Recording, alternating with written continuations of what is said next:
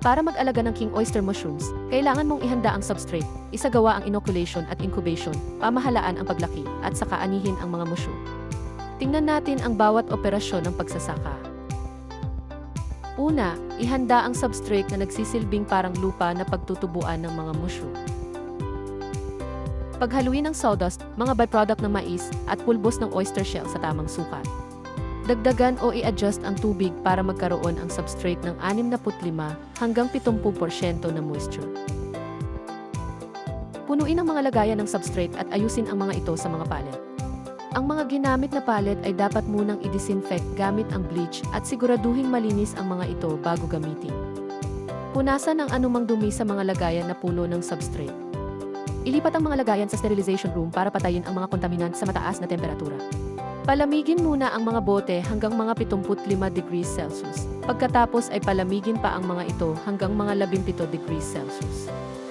Habang nagpapalamig, sumisipsip ang substrate ng maraming hangin mula sa cooling room, kaya linisin at i-disinfect ng maayos ang cooling room.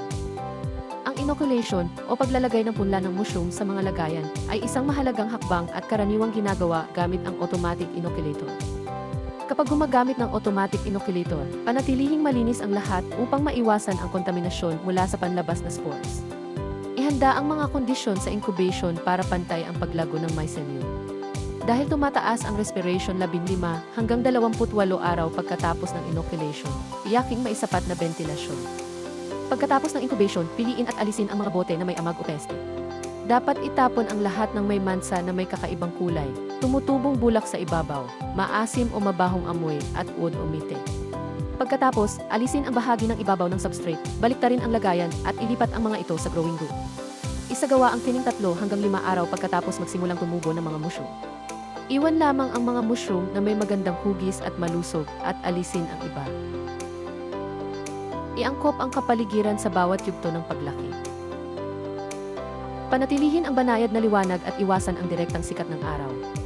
Ang mataas na carbon dioxide ay nagpapapayat at nagpapahaba sa mga tangkay na nagpapababa ng kalidad, kaya magbigay ng ventilasyon ng 0 minuto bawat 2 oras. Anihin ang king oyster mushroom bago bumukas ang cap kapag nasa tamang laki na. Karaniwan na pinakamainam ay ang may cap na 5 hanggang 7 cm at makapal at may nababanat na tangkay. Maingat na hawakan ang mushroom, itulak pasulong, at usually pabalik para alisin mula sa base. Huwag putulin ang base ng mushroom gamit ang kutsilyo. Para maiwasan ang kontaminasyon, pagdikitin ang mga cap ng mga mushroom sa isang kahon na may maayos na daloy ng hangin. Mag-iwan ng kaunting bahagi ng base at anihin ang mushroom gamit ang kamay para manatiling sariwa at basa. Itapon ang mga mushroom na sira, may kakaibang kulay, o sobrang bukas ang cap. Pagkatapos anihin, agad na tanggalin ang laman at i-disinfect ang mga bote para magamit muli. Gabay ito sa mga kasanayan sa pagsasaka na angkop sa bawat uri ng pananim para sa mga manggagawa sa agrikultura. Salamat!